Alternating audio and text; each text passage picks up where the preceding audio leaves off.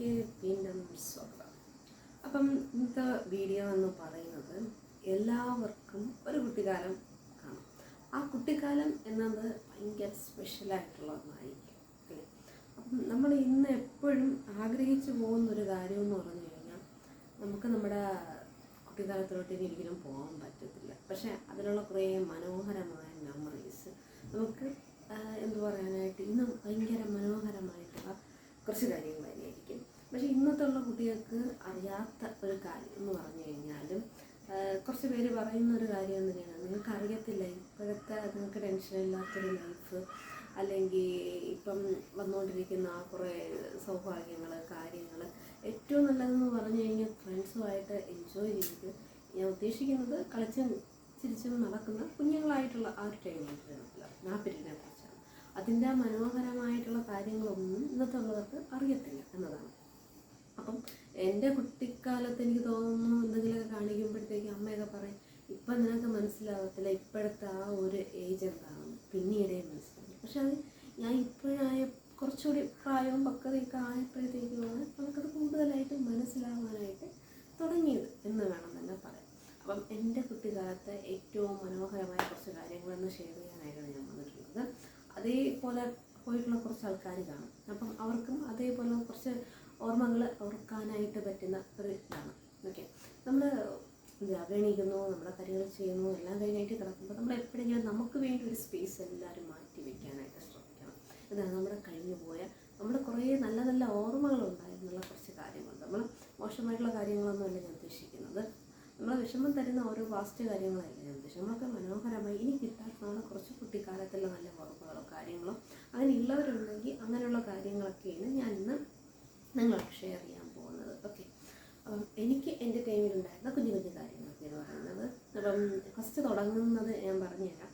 എനിക്ക് തോന്നിയെന്ന് വെച്ചാൽ ഇന്ന് ഉള്ളതും അന്ന് ഉണ്ടായിരുന്നതും ഇന്നില്ലാത്തതുമായിട്ടുള്ളതും ഇപ്പോഴത്തെ ഉള്ള കുട്ടികൾ കിട്ടിക്കൊണ്ടിരിക്കുന്നില്ലേ അവർക്ക് അറിഞ്ഞൂടാത്തതുമായിട്ടുള്ള കുറച്ച് കാര്യങ്ങൾ. എനിക്ക് തോന്നുന്നു എൻ്റെ കൊച്ചിയിൽ ഞാൻ കണ്ടൊരു സംഗതിയാണ് മിൽമയുടെ പാൽ കവറിൽ വരുന്ന പാക്കറ്റ് പാലിൻ്റെ റേറ്റ് എന്നുള്ളത്. എനിക്ക് തോന്നുന്നു ഒരു 7 രൂപ 10 രൂപ ആ റേഞ്ചിൽ പാൽ കവറ് അല്ലെ പാല് വരുന്നത് ആ ടൈമിലാണ്. പിന്നീടാണ് ഇപ്പോഴത്തെ 23-30 ആ ഒരു റേഞ്ചിലോട്ട് വരുന്നത്. അന്ന് നല്ല വില കുറവിലായിരുന്നു വന്നുകൊണ്ടിരുന്നത് പാൽ കവറിൽ പാൽ. അത് മേടിക്കാൻ പോകുന്നതും ഒരു രസമായിരുന്നു. അന്ന് വീട്ടിൽ പാല് കൊണ്ടുവരുന്നവർ ഇന്നത്തെ പോലെ ഉണ്ടായിരുന്നു, അതുപോലെ അന്നും ഉണ്ടായിരുന്നു. പക്ഷേ എങ്കിലും പാക്കറ്റിൽ പാല് മേടിക്കാൻ അച്ഛൻ്റെ കൂടെ രാവിലെ പോകുന്നൊരു മനോഹരമായ ഒരു ഓർമ്മകൾ എന്ന് പറഞ്ഞു കഴിഞ്ഞാൽ, കടയെന്ന് പറഞ്ഞാൽ നമ്മുടെ വീടും കഴിഞ്ഞ് കുറച്ച് ദൂരെയാണ് കടയിരിക്കുന്നത്. ദൂരെ വെച്ചാൽ കുറച്ച് നല്ല ദൂരെയാണ്. അപ്പം നമ്മൾ രാവിലെ അച്ഛനും ഞാനും കൂടെ ഒരു 6-6:45 അച്ഛൻ പല മുമ്പ് ഞാനും എണീക്കും കൂടെ. പല ഞാൻ വിളിച്ച അച്ഛൻ കൂടെ പോയി കഴിഞ്ഞാൽ ഒരു കപ്പലട്ടി മുട്ടായി അന്ന് കിട്ടും എന്നുള്ളത് എനിക്കറിയാം. അപ്പം അച്ഛൻ്റെ കൂടെ രാവിലെ എഴുന്നേൽക്കുന്നു. അപ്പോൾ പോണ വഴിക്ക് പോകുന്ന കുറച്ച് മനോഹരമായ കാഴ്ചകളാണ് ഞാനിപ്പോൾ നമുക്ക് പറയുന്നത്. അന്ന് എനിക്ക് തോന്നുന്നു എൻ്റെ ഓർമ്മയിൽ നമ്മൾ പോകുന്നത് നെല്ലൊക്കെ കൃഷി ചെയ്യുന്ന സ്ഥലങ്ങളൊക്കെ അന്ന് എനിക്ക് തോന്നുന്നു എൻ്റെ ടൈമിലൊക്കെ കുറവാണ്. എന്നാലും ഉണ്ട്, അവിടെ ഇവിടെയൊക്കെ ഉണ്ട്. എന്നാലും നോർമലായിട്ട് വാഴ കൃഷിയും കാര്യങ്ങളൊക്കെ തന്നെയാണ് അന്ന് കൂടുതലായിട്ടൊക്കെ എല്ലായിടത്തും കാണുന്നത്. അപ്പോൾ എന്തായാലും പോകുമ്പോഴത്തേക്കും ഈ പറമ്പിൻ്റെ അതിൽ കൂടെ ആയിരിക്കും പോകുന്നത്. അപ്പോൾ അതിൽ 2 സൈഡിലും തോട് കാണും. ഈ 2 സൈഡിലും കൊച്ചു ചാനൽ വെട്ടിയിട്ടുണ്ടായിരിക്കും. ഈ ചാനലിൻ്റെ അകത്തൂടെ ഞാൻ ഇറങ്ങിയായിരിക്കും നമ്മൾ പോകുന്നത്. അപ്പോൾ ഈ ചാനലിൻ്റെ അകത്തെല്ലാം നത്ത് കാണും. നത്തെന്ന് പറഞ്ഞത് ഇന്ന് എനിക്കറിയത്തില്ല എൻ്റെ പേരെന്താണെന്ന്, നത്തങ്ങ എന്നാണ് നമ്മൾ പറഞ്ഞത്.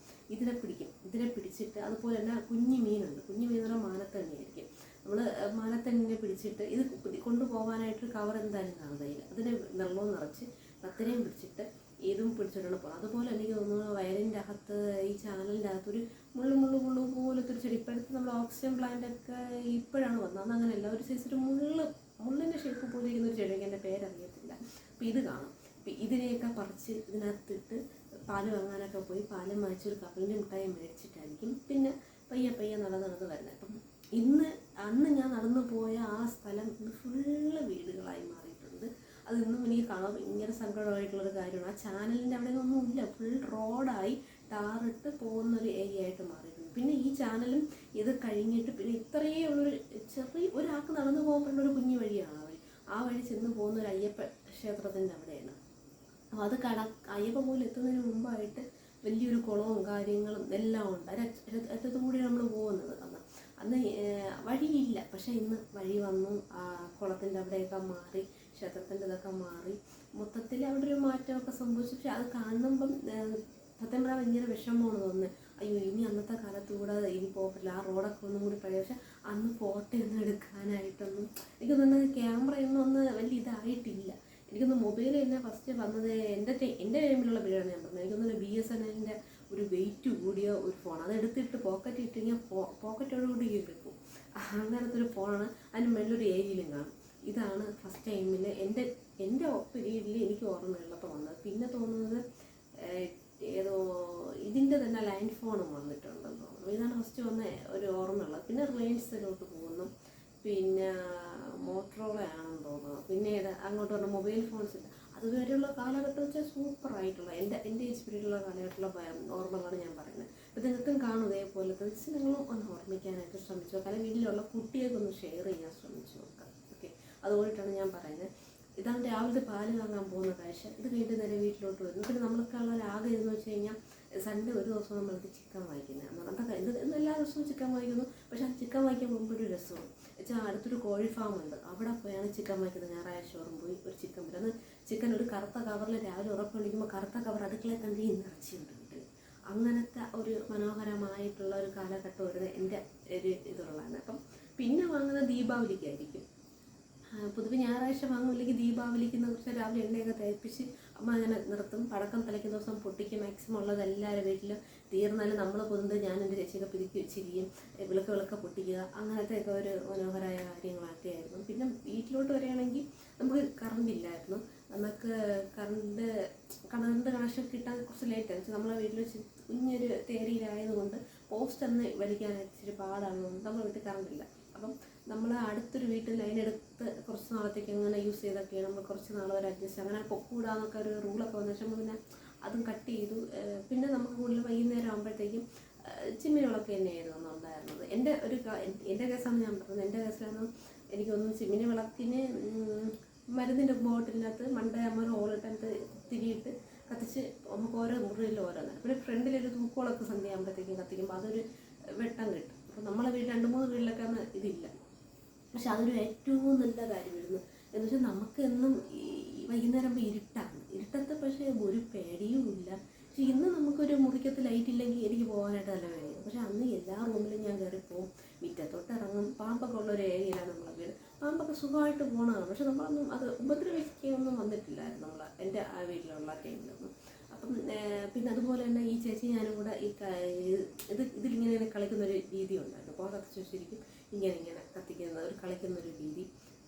അതുപോലെ തന്നെ എനിക്ക് തോന്നുന്നു നമ്മൾ ഇങ്ങനെ കുറച്ച് കളികളൊക്കെ അന്നൊക്കെ ചെയ്യുന്ന ഒരു രീതി ഉണ്ടായിരുന്നു. ഇതേപോലെ തന്നെ ഇത് കത്തിക്കുന്ന ടൈമിലായിരിക്കും ഞാൻ പടം വരയ്ക്കുന്ന രീതി ഉണ്ടായിരുന്നു. പടം വരയ്ക്കാൻ ഇൻട്രസ്റ്റ് ഉള്ളത് പടം വരപ്പൊക്കെ അന്നാണ് തുടങ്ങുന്നത്. എണ്ണ തേച്ചിട്ട് പേപ്പറിൻ്റെ പുറത്ത് അച്ചു വെച്ചിട്ട് അതിൻ്റെ പുറത്ത് ഒപ്പിയെടുത്ത് വരയ്ക്കുന്നത് രീതിയിൽ പിള്ളേർക്ക് സ്കാനിങ്ങും കാര്യങ്ങളെല്ലാം ഉണ്ടല്ലോ, സ്കാനറൊക്കെ വെച്ച് യൂസ് ചെയ്യും. പക്ഷെ അന്നങ്ങനല്ല, എണ്ണ തേക്കും, വെള്ള പേപ്പറിൽ എണ്ണ വെച്ചിട്ട് അപ്പി വയ്ക്കും, അതേ പുറത്തേക്ക് വരച്ചെടുക്കും. എന്തൊക്കെയാണെന്ന് നൈറ്റ് ആകുമ്പോഴുള്ള രീതി പറഞ്ഞത്. പിന്നെ ഇത് കഴിഞ്ഞിട്ട് എനിക്ക് തോന്നുന്നു രാത്രിയുള്ള കാര്യങ്ങളൊക്കെ ഇങ്ങനെ ചിലപ്പോൾ രാത്രി കഴിയുമ്പോൾ അച്ഛൻ വരും വന്ന് സ്പെഷ്യലായിട്ട് എന്തെങ്കിലും ചില ദിവസങ്ങളിൽ സ്പെഷ്യലായിട്ട് അച്ഛൻ വരികയാണെങ്കിൽ എന്തെങ്കിലും പൈസയോ കാര്യങ്ങളോ കിട്ടുകയാണെന്നുണ്ടെങ്കിൽ എനിക്കൊന്നൊന്ന് അന്ന് ബറോട്ട ചിക്കൻ പൊരിച്ചത് താമത്തെ ഇതായിരുന്നു. അതിൻ്റെ കുറച്ച് 7up കാണും. ഇതൊക്കെ നമ്മൾ ഉറങ്ങിക്കിടന്നാലും എണീറ്റിരുന്നിട്ട് കുടിക്കും. ആ ഒരു രീതിയാണ് അന്നുള്ളത്. പിന്നെ അച്ഛൻ വരുമ്പോൾ എന്തെങ്കിലും ഒരു കഴിക്കുക. ഇന്നത്തെ സ്നാക്സ് കാര്യങ്ങൾ നമുക്ക് അന്ന് വാഴയ്ക്കപ്പം ഇതൊക്കെയാണ് അന്നത്തെ സ്പെഷ്യലായിട്ടുള്ള കാര്യങ്ങൾ ഇതൊക്കെ കൊണ്ടുവരുന്ന രീതി. കൊച്ചു നല്ല മെമ്മറിയാണ് ഞാനിപ്പോൾ ഷെയർ ചെയ്യുന്നത്, എനിക്കിന്നും ഓർമ്മയുള്ളത്. പിന്നെ നമുക്ക് അന്ന് ഏറ്റവും സന്തോഷമായിട്ടുള്ളൊരു കാര്യം എന്ന് പറയുന്നത് ഒരു ബാലരമയാണ്. ബാലരമ, പിന്നെ ബാലഭൂമി, തത്തമ്മ, ഇതൊക്കെയാണ് എൻ്റെ കാലത്തിലുള്ള ബുക്സ്. കളിക്കുടുക്കയൊക്കെ പിന്നെയാണ് ഇച്ചിരി വലുതായി. എനിക്ക് കളിക്കുടുക്കയുടെ ഇൻട്രസ്റ്റ് ഒന്നുമില്ല, അന്നൊക്കെ ഇതൊക്കെ തന്നെയാണ്. പിന്നെ തൂക്കി നമ്മൾ പാളയത്തിൽ നിന്നൊക്കെ അച്ഛൻ കെട്ട് കണക്കൊക്കെ അന്ന് മേടിച്ചുകൊണ്ട് വരും ബാലരമയും കാര്യങ്ങളൊക്കെ. അപ്പോൾ കുറേ ഇരുന്ന് എൻ്റെ ചേച്ചി കുറച്ച് വേറെ കുറേ ബുക്കുകൾ വായിക്കും, വലിയ ബുക്ക്. എനിക്ക് ഇതൊക്കെയാണ് ഇന്നത്തെ പ്രിയപ്പെട്ടത്. അപ്പം ഇതിൽ നിന്ന് ബാലരമ മാത്രമാണെന്ന് തോന്നുന്നു കൊച്ചിക്കരൽ. അതിനകത്തുള്ള എൻ്റെ ചേച്ചി ബാലരമയിലെന്ന് ചുരുളറിയത്തെ രഹസ്യം വായിക്കാനാണ് പറഞ്ഞത്. ഞാൻ മറ്റേ മെയിനായിട്ട് വായിക്കുന്നത് സൂത്ര ഷേരു ഇങ്ങനെയൊക്കെ ഉള്ളത്, ഷുപ്പാണ്ടി, പിന്നെ ചിക്കാരി ശംഭു, ഇതൊക്കെ എനിക്ക് ഓർമ്മയുള്ള കഥകളൊക്കെ ഇതൊക്കെയാണ്. ഇത്രയൊക്കെ വായിക്കാനാണ് അന്ന് ഞാൻ ബാലരമ തുറക്കുന്നത്. പിന്നെയാണ് നമുക്ക് TV എന്നുള്ള സംഗതി പറഞ്ഞത്. TV ഉണ്ട്, നമ്മളെ വീട്ടിൽ കറണ്ട് ഇല്ലാത്തതുകൊണ്ട് ഇഷ്യൂ ആണ്. പിന്നെ കറണ്ട് എടുത്തതിന് ശേഷമാണ് TV. അതുവരെ താഴത്തെ വീട്ടിലൊക്കെയാണ് പോയി നമ്മൾ കാണുന്നത്. അത് ഞാൻ പറഞ്ഞിട്ടുണ്ടായിരുന്നു, നമ്മൾ ചിത്രഗീതവും അത് ഇതൊക്കെ. അപ്പം ഇതിനും വരുമ്പോൾ ഏരിയയിൽ വെച്ചിട്ടായിരുന്നു. ഏരിയലിൻ്റെ കണക്ഷൻ നോക്കുന്നു. കറണ്ട് പോകുമ്പോഴത്തേക്കും ഏരിയയിൽ കിട്ടാതെ എന്തെങ്കിലും കാറ്റടിക്കാൻ മഴയൊക്കെ പെയ്തിട്ടിരിക്കാൻ ഞാൻ ഒരു കറുത്ത കാക്ക സ്ക്രീനിൽ ഫുള്ളും പറക്കുന്നതായിട്ട് എനിക്ക് തോന്നുന്നു. ബ്ലാക്ക് ആൻഡ് വൈറ്റ് ആണ്, മനസ്സിലായോ? അപ്പം അതൊക്കെ കഴിഞ്ഞ് പിന്നെ കളറിലോട്ടൊക്കെ വരുന്നു. അതൊക്കെ കളറൊക്കെ വരുന്ന വെച്ചാൽ കുറേ നാൾ കഴിഞ്ഞു. ബ്ലാക്ക് ആൻഡ് വൈറ്റ് ഇങ്ങനെ തോന്നുന്നു എനിക്ക് ഏകദേശമൊക്കെ ഞാൻ കണ്ടിട്ടുള്ള അപ്പോഴത്തൊക്കെ. പക്ഷേ കറണ്ട് ഇത് കേബിളിൻ്റെ ഇതിൽ നമ്മൾ കളർ ടി വി ഒന്നും എടുത്തിട്ടില്ല അന്ന്.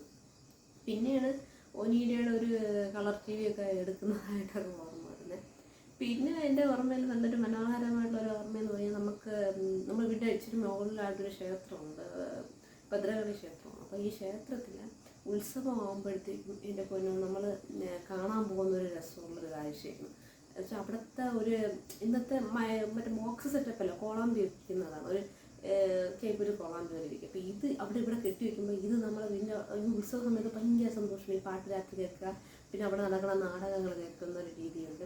പിന്നെ ആയിരിക്കും ലാസ്റ്റ് ദിവസം നമ്മൾ പർണൈറ്റ് എന്ന് പറയും. പർണൈറ്റ് കാണാനായിട്ട് വീട്ടിൽ നിന്ന് എല്ലാവരും കൂടെ പോകുന്നൊരു കാഴ്ചയുണ്ട്. എന്നുവെച്ചാൽ ആ ഏരിയയിലുള്ള എല്ലാവരും രാത്രിയൊക്കെ നടന്ന് ഞാൻ ചില തോളിലൊക്കെ ഇരുന്നായിരിക്കും എന്നൊക്കെ പോകുന്നത്. അപ്പം അതൊരു മനോഹരമായ ഒരു കാര്യം എന്ന് പറഞ്ഞു കഴിഞ്ഞാൽ അതൊക്കെ കണ്ടു കഴിഞ്ഞ് എന്തെങ്കിലുമൊക്കെ വാങ്ങിച്ചുകൊണ്ട് വരുന്നു. പിന്നെ ഉത്സവത്തിനൊക്കെ പോയി കഴിഞ്ഞാൽ എനിക്ക് തോന്നുന്നു അന്ന് ചൊക്കനെന്ന് പറയും, എപ്പോഴും ഉണ്ടെന്ന് തോന്നുന്നു. ഞാൻ കണ്ടിട്ടുണ്ട് ചില സ്ഥലങ്ങളിൽ പോകുമ്പോൾ ഇവരുകൊണ്ട് ഇങ്ങനെ കെട്ടിയിട്ടൊരു ചൊക്കൻ എന്ന് ആദ്യം കഴിയും. ചൊക്കൻ പിന്നെ ഒരു പി നടിക്കുമ്പോൾ ഇങ്ങനെ ഒരു പച്ച വള്ളിയുള്ളൊരു തത്തമ്മ പോലത്തെ സാധനം ഇങ്ങനെയാണ് വിളിക്കും. അങ്ങനെ ഇതൊക്കെയാണ് നമ്മുടെ ഉത്സവക്കാറ്റുള്ള. പിന്നെ ക്രിസ്മസ് വരുമ്പോൾ പുൽക്കൂട് കെട്ടുക എന്നിട്ട് കാരണം ഒരു ഏരിയ ഫുള്ള് സ്റ്റാർ എടുക്കുന്ന ഒരു രീതിയിലുണ്ട് ഓരോരുത്തരുടെ വീട്ടിൽ. നമ്മൾ അത്യാവശ്യം സ്റ്റാർ പുൽക്കൂട് കെട്ടാനായിട്ടുള്ള സാധനങ്ങളൊക്കെ കൊണ്ടുവന്ന് വരും. എവിടെ നിന്നുള്ളത് ഞാനും ചേച്ചിയൊക്കെ എടുത്തുകൊണ്ടുവന്ന് വരുന്ന രീതി. പിന്നെ സ്കൂളിൽ പോകുന്ന ഒരു രസമായ കാര്യമാണ്. സ്കൂളിൽ പോകാനായിട്ട് സ്കൂൾ ബസ്സൊന്നുമില്ല, നടന്നു പോയി നടന്ന് തിരിച്ചു വരുന്ന ഒരു രീതി. രാവിലെ ഒരാൾ കൊണ്ടാക്കും, വൈകിട്ട് അച്ഛനേപ്പിൽ അമ്മ ആരെങ്കിലും വിളിക്കാനായിട്ട് 4 മണിയാകുമ്പോഴേ സ്കൂളിൽ വന്നിരിക്കുന്ന ഒരു രീതിയാണ്. സ്കൂളിൽ ഓണപ്പരീക്ഷ കഴിഞ്ഞിട്ട് സ്കൂളൊക്കെ അടച്ചിട്ട് നമുക്കന്ന് ഭയമില്ല, മനസ്സിലായി. ഒറ്റയ്ക്ക് വീട്ടിൽ വരാനായിട്ടൊക്കെ അറിയാം എനിക്കൊക്കെ അന്ന്. എനിക്ക് തോന്നുന്നു എനിക്ക് മുമ്പുള്ള കുറച്ചുകൂടി ജനറേഷനുള്ള ആൾക്കാരടുത്ത് വെച്ച് കുറച്ചുകൂടി അടിപ്പിലായിട്ട് പറഞ്ഞേക്കും.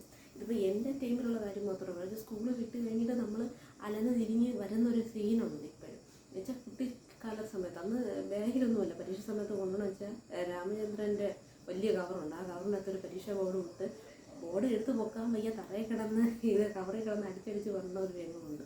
അപ്പോൾ ആ രീതിയിൽ കൊണ്ടുവരും. പിന്നെ സ്റ്റേറ്റൊക്കെ കൊച്ചിലെ കൊണ്ടുപോയി ഓർമ്മയില്ല. സ്റ്റേറ്റ് എൻ്റെ കൂടെയുള്ള ചില കുട്ടികൾ മാത്രമാണ് ഒരു സൈസ് സ്റ്റീൽ പെട്ടിയിൽ കൊണ്ടുവന്ന രീതിയുണ്ട്. അതിന് മുമ്പ് വരെ എനിക്ക് തോന്നുന്നു ബാഗാണ്. ബാഗിൽ ക്ലിപ്പ് അടിച്ചിട്ട് ഇങ്ങനെ തുറക്കുന്ന ഒരു ബാഗുണ്ട്. അതായിരുന്നു സ്കൂൾ ബാഗ് എന്ന് പറയുന്നത്. ഇപ്പോഴത്തെ രീതിയിലുള്ള മറ്റേ സ്കൂബിയുടെ ഒന്നും അല്ല അന്നത്തെ ബാഗ് എന്ന് പറയുന്നത് നമുക്ക്. പിന്നെ സ്ലേറ്റ് ആണെങ്കിലും മുത്തിട്ടുള്ള സ്ലേറ്റ്, അത് ഇച്ചിരി കൂടിയ പിള്ളേർക്കാണ്. അല്ലാതെ നമുക്കുള്ളത് സാധാരണ സ്ലേറ്റ് ആയിരിക്കും, പെട്ടി അടിച്ച് തടി വെച്ചുള്ള സ്ലേറ്റും. മായ്ക്കാനായിട്ട് മഷത്തൻ്റെ അടുത്ത് എരി വരുന്നു. പിന്നെ അതിന് ശേഷം തുണിയിട്ടൊക്കെ മാറ്റി തുളയ്ക്കുന്ന രീതി സ്ലേറ്റ് പെൻസിൽ. പിന്നെ എന്താ പറയുക, കന്യാകുമാരി നമ്മുടെ പെൻസിലുണ്ടായിരുന്നു, അത് പെൻസിലിട്ടൊക്കെ നമ്മൾ വരയ്ക്കുമായിരുന്നു.